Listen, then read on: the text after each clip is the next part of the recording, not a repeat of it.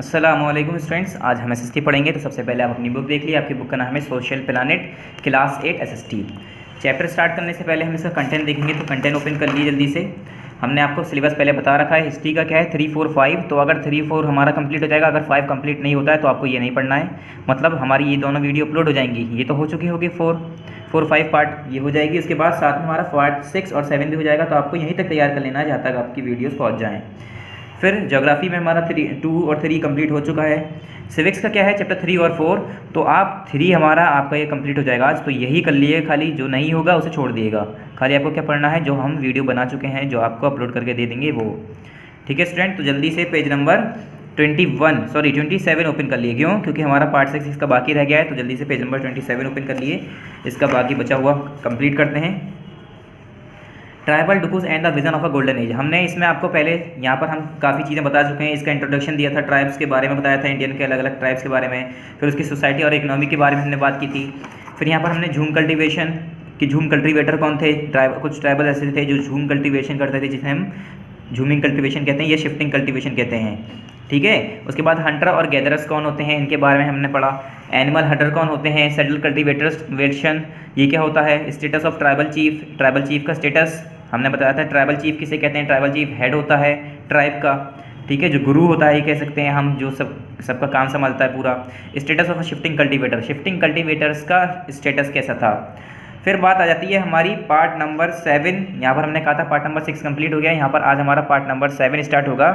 Forest laws and their impact, forest के laws और उसके असर क्या पड़े थे, उसके impact. The life of tribal groups कहाँ से स्टार्ट होगा हमारा, पार्ट नंबर 7 यहाँ से स्टार्ट होगा। आज यहाँ पर आप लिख लिए पार्ट नंबर 7 स्टार्ट करते हैं। The life of a tribal groups revolve around forest. ये कह रहे हैं जो जिंदगी थी ट्राइबल्स ग्रुप्स की, वो ये कह सकते हैं हम खाली और खाली कहाँ पर है, जंगलों के चारों तरफ ही घूमती है उनकी ज़िंदगी। वो कहाँ रहे, ज़्यादातर जंगलों में ही रहे। Due to this new forest laws had a remarkable effect on the life of the tribal. इसकी वजह से क्या हुआ, जो नया फॉरेस्ट लॉ आया, बना दिया इन्होंने, अंग्रेज़ों ने ही बनाया था। तो ये जो नया फॉरेस्ट लॉ लागू किया गया, इससे क्या हुआ, इनकी ज़िंदगियों पे काफ़ी इफेक्ट हुआ। Forest were rich in many resources specially in timber. हमें पता है कि फॉरेस्ट बहुत ज़्यादा रिच होता है रिसोर्सेज के मुकाबले। रिसोर्सेज के हिसाब से अगर देखा जाए तो फॉरेस्ट के अंदर हर तरह के रिसोर्सेज आपको मिल जाएंगे। स्पेशली अगर हम बात करें तो टिम्बर की, जैसे कुछ लकड़ियाँ, कुछ फ्रूट्स, वेजिटेबल्स ऐसे। ठीक है, तो जैसे लकड़ी की बात करें, टिम्बर इसमें तो फॉरेस्ट बहुत ज़्यादा क्या होता है, रिच होता है। Timber was required for laying railways lines for building ships. अब टिम्बर जो था वो रेलवे लाइन को बिछाने के लिए, जो रेलवे ट्रैक बिछाया जाता है उसके लिए लकड़ियाँ यूज़ की जाती हैं। तो टिम्बर की लकड़ियाँ बिछाने के लिए यूज़ करते थे, और उसके साथ साथ अपनी जहाज़, अपने नाव बनाने के लिए वो लोग यूज़ करते थे। कौन, अंग्रेज़। All forest were declared state property by the Britishers. और जो जितने भी फॉरेस्ट थे, जितने भी जंगल थे, वो ये बता दिया गया कि अब ये स्टेट की प्रॉपर्टी है। मतलब जो ब्रिटिशर्स थे उनके अंडर में आ गया।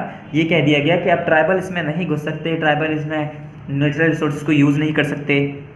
सम forest which produce timber were classified as reserve forest. कुछ फॉरेस्ट जो कि क्या थे, जिसमें टिम्बर उगती थी, जिसमें टिम्बर निकलती थी, जिस टिम्बर के पेड़ होते थे, उसमें जो है रिजर्व फॉरेस्ट कर दिया गया। रिजर्व फॉरेस्ट बता दिया गया कि ये तो रिजर्व फॉरेस्ट है, इसमें कोई एंट्री नहीं कर सकता। People were not allowed to move freely within these reserve forest. और इस रिजर्व फॉरेस्ट में, इन रिजर्व फॉरेस्ट में पीपल यानी लोग बाग को अलाउ नहीं था, इजाज़त नहीं थी कि वो उस फॉरेस्ट में जाएँ और घूम फिर सकें।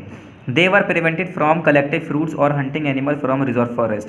और रिजर्व फॉरेस्ट से यहाँ तक कि ये कह रखा था कि आप वहाँ पर जाके ना फ्रूट्स कलेक्ट कर सकते हैं और ना ही शिकार कर सकते हैं। ठीक है, ना ही कोई खाना, ना ही लकड़ी, कुछ भी इकट्ठा नहीं कर सकते हैं कि आप सोचें कि थोड़ी सी लकड़ी ले आएँ जलाने के लिए, या आप सोचें कि मैं खाना ले आऊँ आज का। ठीक है, ट्राइबल क्या करते थे, जंगलों से ही खाना लाते थे। हंटिंग करना, शिकार करना, ये सब बंद कर दिया गया। फिर नेक्स्ट पेज पे आइए, page number 30। Many tribals who depended on झूम cultivation had to move to other areas in search of livelihood। काफ़ी ट्राइबल जो कि किस पे डिपेंड कर रहे थे, किस पर डिपेंड कर रहे थे, झूम कल्टीवेशन पर डिपेंड कर रहे थे। और झूम कल्टीवेशन कहाँ होती थी, जंगलों में ही होती थी।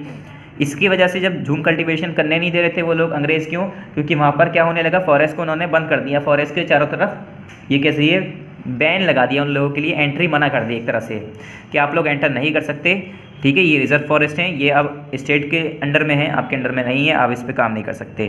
तो उन लोगों को क्या हुआ, अपनी ज़िंदगी को के लिए, अपनी खाने के लिए, अपनी ज़िंदगी को संवारने के लिए, बचाने के लिए, चलाने के लिए खाने की तलाश में इधर उधर घूमना पड़ा, निकलना पड़ा।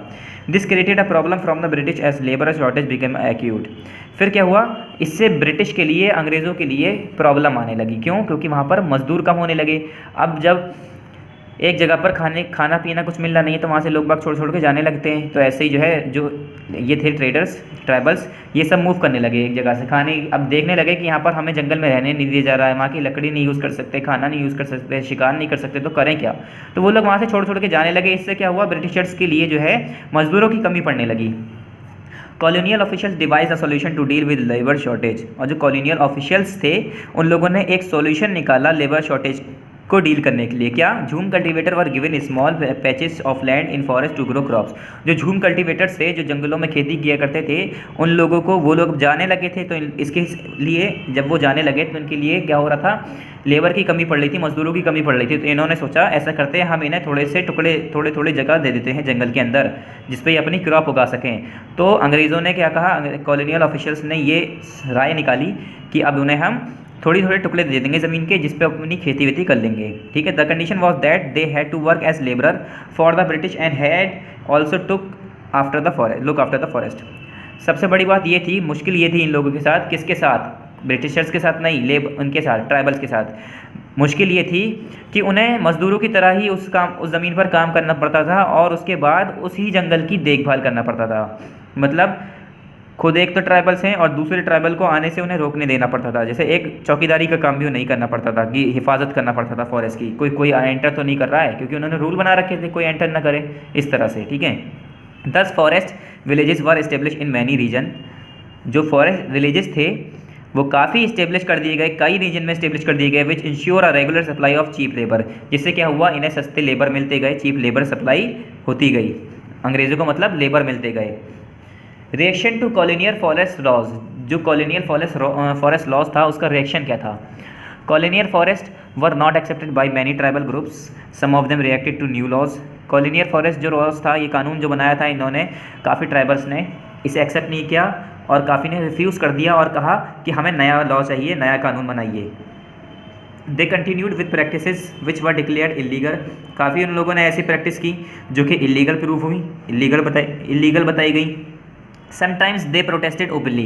कभी कभी तो उन लोगों ने बाहर निकल के अपने घरों से बाहर आके विवाद किया और उसके खिलाफ आवाज़ उठाई, मगर ऐसा कुछ हुआ नहीं। फिर क्या हुआ? Example of such protester are Songram Sangma. इसमें ही एक प्रोटेस्टर थे जिनके अंग्रेज़ों के खिलाफ आवाज़ उठा रहे थे, उनका नाम था सोंगराम संगमा। वो 1906 की बात है, आसाम में थे। And in the forest Satyagraha of 1930 in the central provinces. और जो फॉरेस्ट सत्याग्रह मूवमेंट चल रहा था 1930 में, उसमें भी ये सेंट्रल प्रोविंसेस में मौजूद थे। The problem with trade. अब ट्रेड के साथ क्या प्रॉब्लम आ रही थी? During the 19th century the frequency of visit by traders and money lender increase in tribal areas. अब 19वीं सेंचुरी अब चल रही थी, तो जो फ्रीक्वेंसी थी, जो भीड़ थी, ये कह सकते हैं, जो ट्रेडर्स थे जो विजिट कर रहे थे और जो मनी लेंडर थे वो बढ़ते ही जा रहे थे ट्राइबल एरियाज़ में।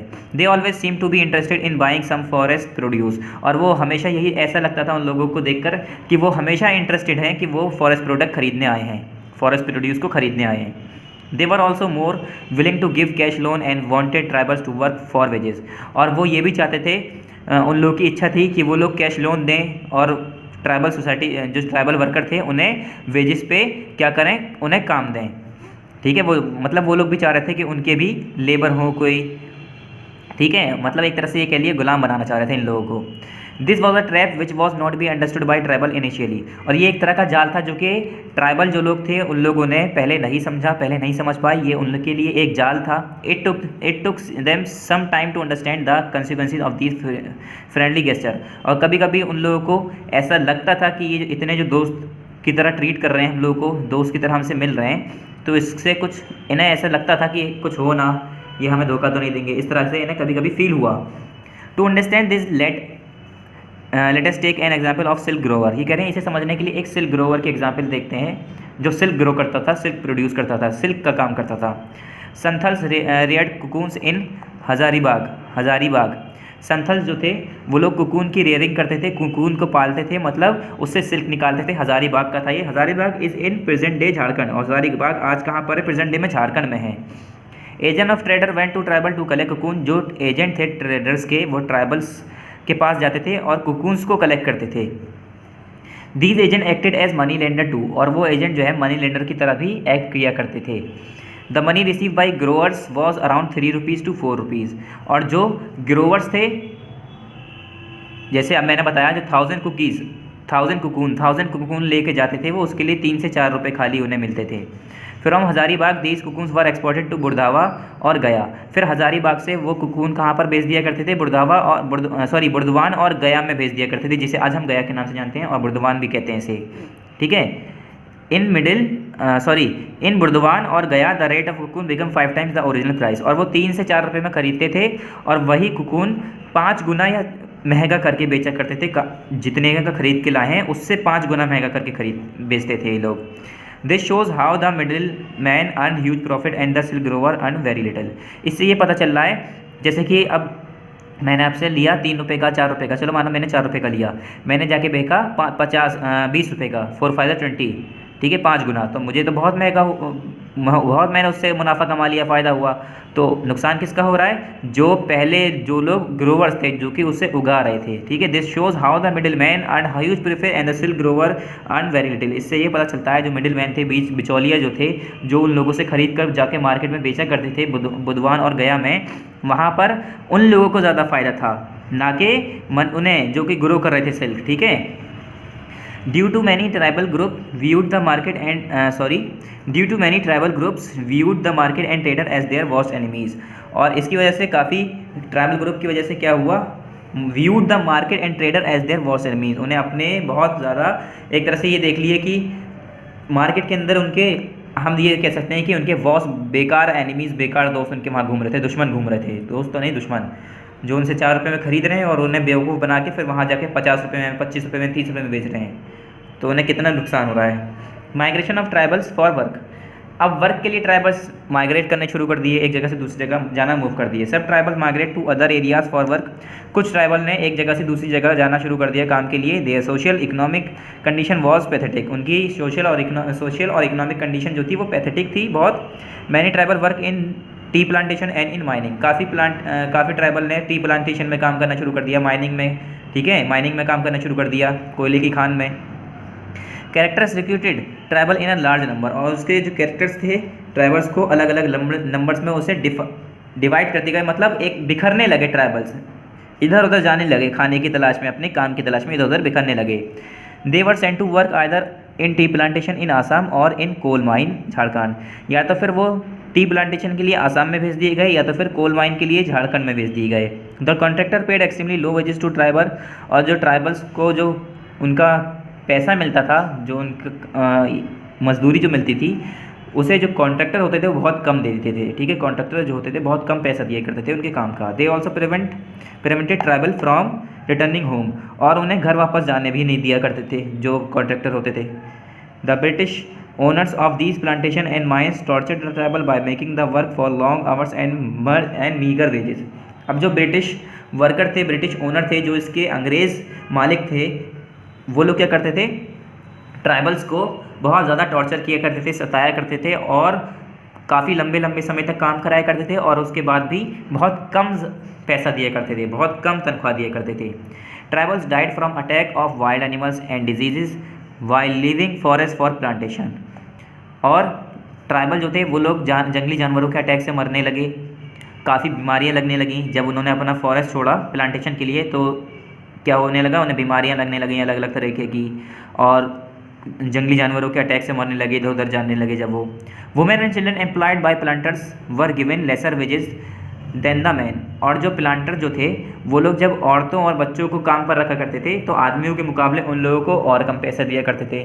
तो उससे क्या हो रहा था? दिन पर दिन बस उनके बुरे दिन आते जा रहे थे। Effect of change laws, laws को चेंज करने का क्या इफेक्ट हुआ, अब ये पढ़ते हैं हम कि जो जब लॉज चेंज करे गए तो उससे क्या इफेक्ट हुआ। यहाँ पर ट्राइबल वर नॉट हैप्पी, जैसे हमें पता है ट्राइबल उस टाइम हैप्पी नहीं थे विद चेंज इन लॉज, जो लॉज कानून बने थे उससे।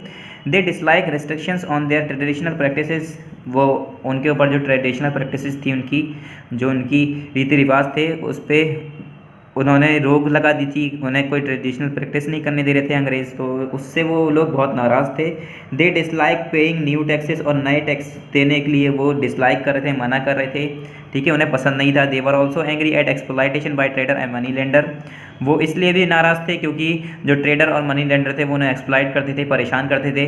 Bye late 19 and early 20 century, ये कह रहे हैं 19वीं और मतलब 19वीं सेंचुरी के आखिर में और 20वीं सेंचुरी के शुरुआत में tribal group in different part of country rebelled under pressure of these problem, और ये जो सारे प्रेशर, इनके प्रॉब्लम्स जो इनके ऊपर आ रही थी, इसके प्रेशर में जाके इन लोगों ने क्या किया, रिबेल करना शुरू कर दिया, बदला लेना या तो फिर उसके लिए आवाज़ उठाना शुरू कर दी, ठीक है। Example of such revolt are Kol rebellion, ऐसी एग्जाम्पल है, एक है कोल रिबेलियन जो कि 1831 से 1832 तक हुई थी। कब से कब तक?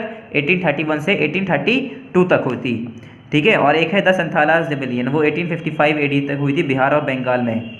फिर भिल रेबेलियन हुई थी इन सेंट्रल इंडिया 1910 AD में, Madhya Pradesh, Maharashtra and Warli revolt in Maharashtra.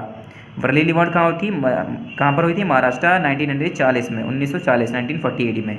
Birsa Munda was an eminent tribal from Jharkhand who led one such movement, और बिरसा मुंडा जो था वो एक इमिनेंट ट्राइबल था जो झारखंड का था, उसने ही ये मूवमेंट शुरू किया था। इसके ही स्टार्टिंग से, मतलब बिरसा मूवमेंट जो था, मुंडा जो था, उसके ही स्टार्टिंग से ये मूवमेंट स्टार्ट हो गया था, ठीक है स्टूडेंट। फिर यहाँ आता है हमारा रेबेलियन, मुंडा रेबेलियन। नेक्स्ट हमारा, 1 मिनट आपको थोड़ा बुक अरेंज कर दूँ। यहाँ पर आया हमारा मुंडा रेबेलियन, ठीक है। अब इसमें क्या था, आपको थोड़ा सा रुकना पड़ेगा, 1 मिनट जी। अब दिख रहा होगा आपको, चलिए अब देखते हैं, अब आपको क्लियर हो रहा होगा, नज़र आ रहा होगा, ठीक है। मुंडा रिबेलियन, अब ये क्या है? Unrest among the tribal continued even after 1857 war of Indian independence. ये कह रहे हैं जो ट्राइबल्स थे वो 1857 से ही इंडिया के इंडिपेंडेंस की वॉर शुरू हो चुकी थी, कंटिन्यू थी, ठीक है। In the Chota Nagpur area of Bihar the Mundas rose in revolt in 1890, और जो छोटा नागपुर का एरिया है बिहार का, वहाँ पर मुंडाज जो थे उन लोगों ने कब से शुरू कर दी? 1890 में। The unrest continues because desire of the tribal of to remove the alien government and to get rid of its supporters. और बाकी जो लोग थे इन लोगों ने कंटिन्यू कर दी, क्यों? क्योंकि वो चाह रहे थे जो ट्राइबल की डिज़ायर्स है वो हो जाए और रिमूव कर दिया जाए एलियन गवर्नमेंट को, ठीक है। और ये जो गवर्नमेंट थे, जो ब्रिटिशर्स थे, इन लोगों को हटाने के लिए ये सभी आपस में मिलते जा रहे थे जितने भी ट्राइबल्स थे, and to get rid of its supporters, और उनके सपोर्टर्स भी बढ़ते जा रहे थे। The landlords who were considered to be responsible for various socio-economic changes affecting their condition, जो लैंडलॉर्ड्स थे जो कि कैसे कंसिडर किए गए थे? To be responsible for various socio economic changes, काफ़ी वेरियस सोशियो इकोनॉमिक चेंजेस जो उनके ऊपर जिम्मेदारी थी कि उसके जिम्मेदार थे। सोशल और इकोनॉमिकल जो चेंजेस हो रहे हैं उस पर उसकी जिम्मेदारी किस पे थी? लैंडलॉर्ड्स पे। तो ये लोग भी काफ़ी कंडीशंस को काफ़ी इफेक्ट कर रहे थे। फिर यहाँ पर आते हैं, movement in the Mundas territory was known as Ulgulan. जो मुंडा टेरिटरी थी उसका जो मूवमेंट था उसे क्या कहा गया? उलूगान कहा गया। क्या गया? उलूगान नाम दिया। Mundas try to establish their own rule in Chota Nagpur. Mundas ने क्या किया? अपना खुद का रूल इस्टेब्लिश करने की कोशिश की छोटा नागपुर में। The leader of Munda rebellion was Birsa Munda, और जो मुंडा रेबेलियन था उसका लीडर था एक Birsa Munda. He claim some miraculous healing power. इन्होंने काफ़ी ऐसी कुछ मिरेकुलस हीलिंग पावर को क्लेम किया। He was born in 1875 in the Chota Nagpur reason. ये 1875 में छोटा नागपुर रीजन में पैदा हुए थे। He was influenced by Hindus also, वो हिंदूज़ के ज़रिए भी इन्फ्लुएंस थे काफ़ी। ही इन 1895 ही प्रोमलगेटेड अ न्यू फेथ, और 1895 में इन्होंने एक नया फेथ प्रोमलगेट किया। His disciples grow in large number, और जो उनके डिसिपल्स थे, जो उनके मानने वाले थे, उनके फॉलो करने वाले, वो बढ़ते ही जा रहे थे। ये जो वर्ड यहाँ पर इस्तेमाल हुआ है, यूज़ हुआ है, प्रोमलगेटेड मतलब ही प्रोमलगेटेड अ न्यू फेथ, मतलब स्टार्ट करना, शुरुआत करना या बढ़ाना। और यहाँ पर जो है ग्रू अ लार्ज नंबर डिसिपल कहते हैं चेले, मतलब चेले चपाटे, उनके फॉलोवर, ठीक है, बढ़ते ही जा रहे थे। As Birsa Munda was the leader of Munda tribal community, जैसे कह रहे हैं बिरसा मुंडा जो है मुंडा ट्राइबल कम्युनिटी के लीडर थे। He also led the tribal to prevent land grabbing by the non tribals, और उन्होंने ट्राइबल्स को ये भी बताया, जैसे कि वो लीडर थे, उन्होंने ये भी बताया जो नॉन ट्राइबल्स हैं, जो ट्राइबल नहीं है, अगर वो तुम्हारी ज़मीन हड़प रहे हैं तो उसे बचाओ, अपनी ज़मीन की प्रोटेक्शन करो। He also protested against Mahajans and money lender, और उन्होंने काफ़ी महाजन्स और मनी लेंडर के खिलाफ भी आवाज़ उठाई, ठीक है, प्रोटेस्ट किया। They exploited the Munda tribals and many of them work as bonded labor in their own land, और उन्होंने मुंडा ट्राइबल्स को क्या किया, एक्सप्लॉइट किया, और काफ़ी तो उसमें से कैसे कर रहे थे, बॉन्डेड लेबर की तरह उनके खुद के ज़मीन पर काम कर रहे थे। कौन थे, कौन एक्सप्लॉइट कर रहे थे, जो महाजन्स और मनी लेंडर थे, लैंडलॉर्ड्स थे, जिनके पास अपनी अपनी ज़मीनें थी, वो लोग भी इस टाइम फ़ायदा उठा रहे थे। कैसे उठा रहे थे, वो लोग मजदूरों की तरह काम करा रहे थे, उन लोगों को कम पैसा दे रहे थे, ज़्यादा समय ले रहे थे, ज़्यादा काम करा रहे थे। British officials arrested Birsa Munda on 24 August 1895 in the night. एक रात में क्या हुआ, 1895 में 24 अगस्त को बिरसा मुंडा को गिरफ्तार कर लिया गया। ब्रिटिश के जो ऑफिशियल्स थे उन लोगों ने उन्हें कैद कर लिया। Due to the tough resistance of the tribal people the British had to release the Munda leader in 1898। फिर 1895 में गिरफ्तार किया और 1898 में जाकर उन्हें छोड़ना पड़ा बिरसा मुंडा को। क्यों, क्योंकि जो ट्राइबल कम्युनिटी थे वो लोग बहुत ज़्यादा रेजिस्टेंस देने लगे, फोर्स करने लगे, और उनके सामने क्या करने लगे, प्रोटेस्ट करने लगे, उनके खिलाफ आवाज़ उठाने लगे, जिसकी वजह से उन्हें छोड़ना पड़ा। The British had to release the Munda leader in 1895, 1895 में उन्हें छोड़ना ही पड़ा, ठीक है स्टूडेंट, तो उन्हें फिर उस दिन छोड़ना पड़ा। उसके बाद क्या हुआ, Birsa Munda brought all the people of south Ranchi under one umbrella. जो साउथ रांची का जो साउथ है वहाँ पर जितने भी लोग थे, बिरसा मुंडा ने उन लोगों को इकट्ठा किया और एक साथ किया। The rebel along with their leader attack official places like police station and offices. फिर बाद में जो रिबल था, ये जो बदला लेने की जो आग चल रही थी, इस टाइम क्या हो रहा था, इन लोगों ने जो लीडर के साथ उनके लोगों ने क्या किया, अटैक करना शुरू कर दिया ऑफिशियल प्लेसेस पे, जैसे कि पुलिस स्टेशन और ऑफिसेज में अटैक करना शुरू कर दिया। The meeting of Munda rebels were address bye there leader during night, और जो इनकी लीडिंग होती थी, मतलब लीडर जो होते थे वो कब लीड करते थे, क्या करते थे, मीटिंग कब होती थी इनकी मुंडा रेबल्स की, रात में। He encourage the people to fight against their injuries and operations, और फिर वो लोग उस टाइम रात में वो लोग आपस में मीटिंग किया करते थे, और एक वो जो मुंडा थे, मतलब जो लीडर थे बिरसा मुंडा जिनका नाम था, वो क्या करते थे, उन लोगों को उत्साहित करते थे, उन लोगों को बताते थे कि उन लोगों को सपोर्ट करते थे, उन लोगों को बताते थे आप लोग ऐसे करिए और आप हमारा साथ दिए। मतलब जैसे नेता लोग होते हैं ना, लीडर लोग होते हैं, तो एक वो क्या करते हैं, बताते हैं, ऐसे ही लीडर थे ये, वो बताते थे कि देखिए अगर हमें बचना है, खाना पीना अपना रखना है, जो भी कहते हो, ठीक है, तो हमें लड़ना ही पड़ेगा अपनी जान के लिए, अपनी ज़िंदगी के लिए, अपनी ज़मीन के लिए, इस तरह से बोलते होंगे। इन 1900 the revolt led by Birsa Munda was suppress. फिर बाद में जब 1990 में जो रिवॉल्ट हुई थी, जो लड़ाई चल रही थी, वो सप्रेस कर दी गई, दबा दी गई। But his preaching led to widespread violence whereby his follower attack mission houses. फिर बाद में जो इनकी प्रीचिंग थी, इन जो बता के गए थे लोगों को, वाइड स्प्रेड वायलेंस की तरह फैल गई। उससे क्या हुआ, उनके जो फॉलोवर थे उन्होंने मिशंस हाउस पे अटैक करना शुरू कर दिया। Birsa Munda was again captured, और दोबारा बिरसा मुंडा को कैप्चर कर लिया गया, पकड़ लिया गया। वाइल ही वॉज असलीप ऑन 3 फरवरी 1900, जब वो सो रहे थे 3 फरवरी 1900 में। He was put in jail where he died of cholera on 2 June 1900। फिर 30 फरवरी में उन्हें जब गिरफ्तार किया गया तो उन्हें जेल में रख दिया गया, और 2 जून 1900 में उनकी मृत्यु हो गई कॉलेरा की वजह से, ठीक है, उन्हें कॉलेरा हो गया था, उसकी वजह से उनकी मृत्यु हो गई। आप ये केस स्टडी है बिरसा मुंडा के बारे में थोड़ा सा दिया हुआ है, आप यहाँ पर अपने आप रीडिंग कर लीजिएगा इसकी, ठीक है, यहाँ तक है। फिर उसके बाद हम आ जाते हैं इसकी एक्सरसाइज पे। तो पहली एक्सरसाइज देखिए यहाँ पर पहली एक्सरसाइज देखिए, फर्स्ट क्या है, चूज द करेक्ट ऑप्शन, हर बार की तरह बुक में करना है। पहला क्या है इसका, dash is a tribal community of Bihar, Bengal and Orissa. जैसे हमें पता है जो बिरसा मुंडा थे यही एक ट्राइबल कम्युनिटी थी, जो मुंडास थे वही एक ट्राइबल कम्युनिटी थी जो बिहार, बंगाल और उड़ीसा की कम्युनिटीज़ को मिलाकर आती थी, मिलकर एक बनती थी। तो भिल, गोल्स और गोंड्स नहीं है, ठीक है। अगर अलग अलग देखें तो भिल्स एक की है, बंगाल एक की है, बंगाल में एक है, उड़ीसा में एक है, तीनों में एक हो वो नहीं है, तो इसका हो गया ऑप्शन नन ऑफ दीज, ठीक है, नन ऑफ दीज पर टिक कर दिए। उसके बाद आते हैं सेकंड पर, people of which of these areas practice झूम कल्टिवेशन। कौन से जगह के लोग जो थे वो झूम कल्टीवेशन करते थे, तो वो थे मेघालय के लोग। मेघालय जहाँ पर अब मेघालय मौजूद है वहाँ पर जो लोग थे पहले ट्राइबल्स थे वो लोग शिफ्टिंग कल्टीवेशन या झूम कल्टीवेशन करते थे। तो इसका हो गया सेकंड का सी, पहले का हो गया डी, सेकंड का हो गया सी मेघालय। उसके बाद third, Birsa Munda belong to which modern state of India. जो बिरसा मुंडा है वो आज का कौन सा ऐसा मॉडर्न स्टेट है जहाँ पर बिरसा मुंडा थे, तो वो कहाँ के थे, झारखंड के। अब जो हम झारखंड कहते हैं वहाँ पर पहले बिरसा मुंडा बिलोंग करते थे। ठीक है। What was the occupation of herders. हर्डर का ऑक्यूपेशन क्या होता है, रेयरिंग एनिमल, जानवरों को चराना, जानवरों को पालना और इधर से उधर बस हर्डर की तरह मूव करते रहना खाने की तलाश में। ठीक है। और उसके बाद आते हैं हम यहाँ पर ट्रू फॉल्स पे। तो इसका बी है, बी एक्सरसाइज ट्रू फॉल्स। पहली क्या है इसकी, फर्स्ट क्या है, jhum cultivator plough the land before sowing seed.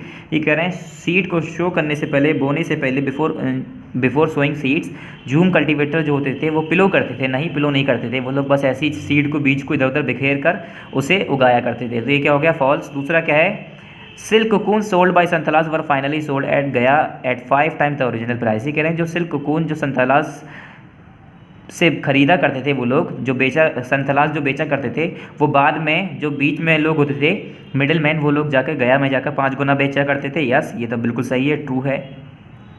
Birsa believe that drinking liquor and believing in witchcraft and sorcery were social evil. ये कह रहे हैं बिरसा ये बिलीव करते थे drinking liquor and believing in witchcraft and sorcery were social evil.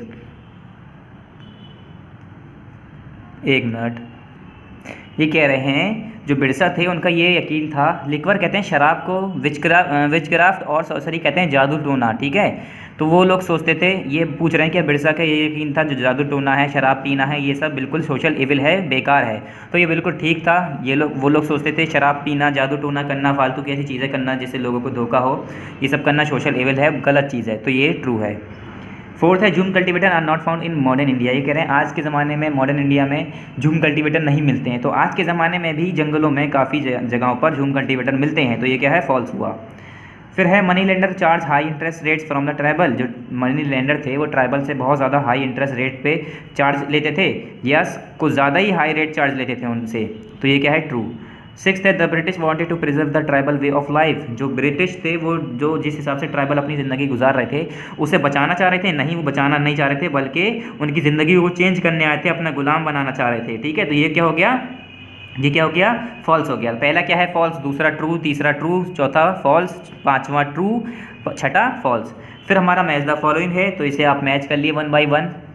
इसमें क्या है, झूम कल्टीवेशन, झूम कल्टीवेशन कहाँ होती थी, मेघालय में। बिरसा मुंडा कहाँ क्या था, बिरसा मुंडा क्या था, झारखंड का था। ठीक है। कहाँ के, मुंडा जो ग्रुप था उसका, झारखंड में जो है। रिजर्व फॉरेस्ट अगर बात करें तो वो क्या थी, फॉरेस्ट विलेजेस। उसके बाद ट्राइबल चीफ क्या था, ट्राइबल चीफ क्या था, सरदार हुआ करता था, उनका हेड होता था। डिकूज किसे कहते हैं, मनी लैंडर जो थे वो डिकूज थे, जो मनी लैंडर बन के आए, जो आउटसाइडर थे, बाहर से आए थे। उसके बाद बात करते हैं हम फिल इन द ब्लैंक्स की। ठीक है। झूम कल्टीवेशन इस प्रैक्टिस इन मेघालय। ये कह रहे हैं झूम कल्टीवेशन जो होती थी वो कहाँ पर होती थी, मेघालय में। सेटल कल्टीवेशन वॉज क्या, कुछ नहीं, इसके आगे इन्होंने सही पूरा स्टेटमेंट ही नहीं दिया है, तो ये आप कट कर दिए। ठीक है। इसका मेघालय हो गया। The tribals were describe as जंगली बाय द ब्रिटिश। जो ब्रिटिश थे वो ट्राइबल्स को कैसे बताते थे, जंगली बताते थे। ठीक है। जंगल के लोग जंगल में घूमा करते थे उधर उधर, तो इसलिए वो कहते थे ये लोग जंगली हैं। ठीक है। फोर्थ क्या है, Munda rebellion was led by Birsa Munda. जो मुंडा रेबेलियन था वो कहाँ से शुरू हुआ था, किसने शुरू किया था, बिरसा मुंडा जो वहाँ के लीडर थे उन्होंने शुरू किया था।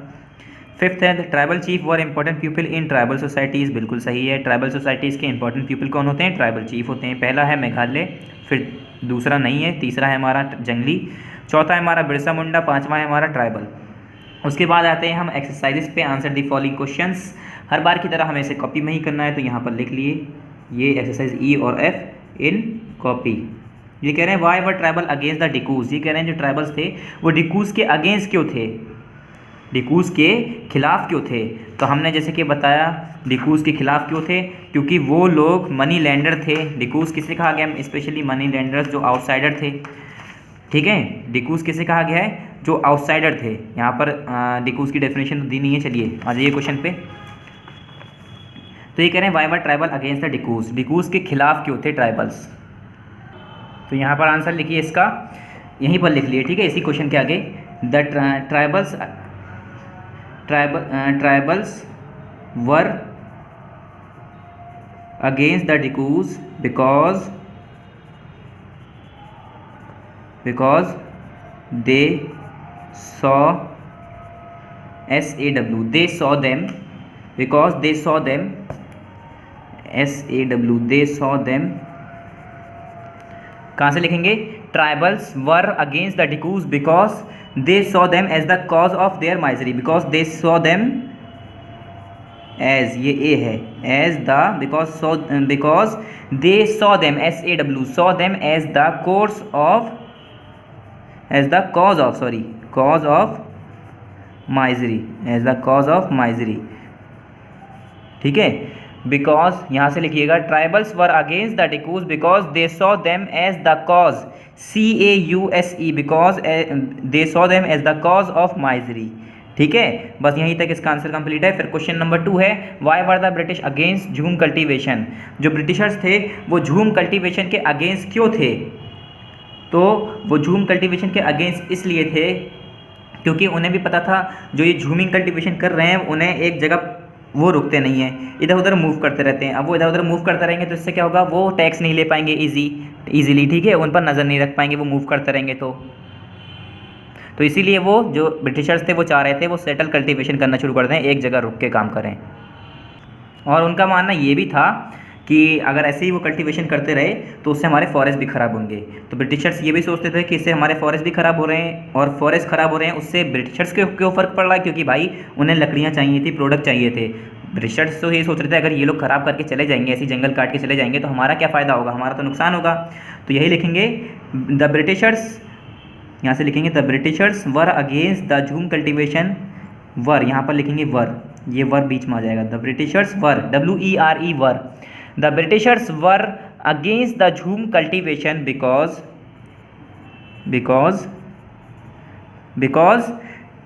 they regarded this practice as harmful for the forest, because they regarded, REGARDED, they regarded this practice, PRACTICE, practice, आपको नज़र आ रहा होगा। The Britishers were, WERE were against the झूम cultivation because they regarded this practice as harmful, HARM, harm, FUL, as harmful for the forest। मैंने आपको spelling दिखा दी है, spelling बता दी है, वर्ड पढ़ के बता रहा हूँ। अगर आपको मेरी राइटिंग नहीं समझ में आए तो जगह कम है, हो सकता है ना समझ में आए, तो आप मेरे जो मैंने वर्ड बोले हैं वो सुन लीजिएगा, ठीक है। मैं फिर से बोल रहा हूँ, आंसर कहाँ से लिखेंगे आप, the britishers were, WERE were, बीच में वर लिखना है, फिर उसके बाद against jhum cultivation because they regarded this practice as E हटा दिए यहाँ से, because they regarded this practice as harmful, खाली ऐसे यहाँ पर, ठीक है, as harmful for, HARM, harm, FUL, ful, FOR, for, harmful, for अलग है, फिर उसके बाद फॉर द फॉरेस्ट, ये नुकसानदेह, उन्होंने ऐसा कहा कि ये नुकसानदेह होगा फॉरेस्ट के लिए। उसके बाद question number 3, what led hunter and gatherer to interact with the main society, how did they do this. तो ये क्वेश्चन नंबर बहुत बड़ा है, तो छोड़िए। What was the significance of forest for the Britishers, ये कह रहे हैं ब्रिटिशर्स के लिए फॉरेस्ट की क्या ज़रूरत थी, उन्हें इससे क्या फ़ायदा हो रहा था। तो यहाँ पर हमने पढ़ा था इफेक्ट ऑफ चेंज लॉज में, उससे पहले एक मिनट यहाँ पर दिखाते हैं, फॉरेस्ट लॉ एंड द, इसमें हमने पढ़ा था कि जो ब्रिटिशर्स थे, हमें सबको पता है कि वहाँ पर टिम्बर स्पेशली मिल रही है, तो यहाँ पर है the life of tribal groups revolve around forest due to this new forest laws had a remarkable effect on the life of the tribal, forest were rich in many resources specially in timber was required for laying railway line and for building ships, all forest were declare state property by the British. यहाँ पर question क्या पूछा है, question आपको मैं दोबारा समझाता हूँ फिर आपको बताता हूँ आंसर कैसे लिखना है। क्वेश्चन है what was the significance of forest for the British, British के लिए क्या ज़रूरत थी फॉरेस्ट की। तो आप यहाँ से लिखिएगा the significance of forest for the British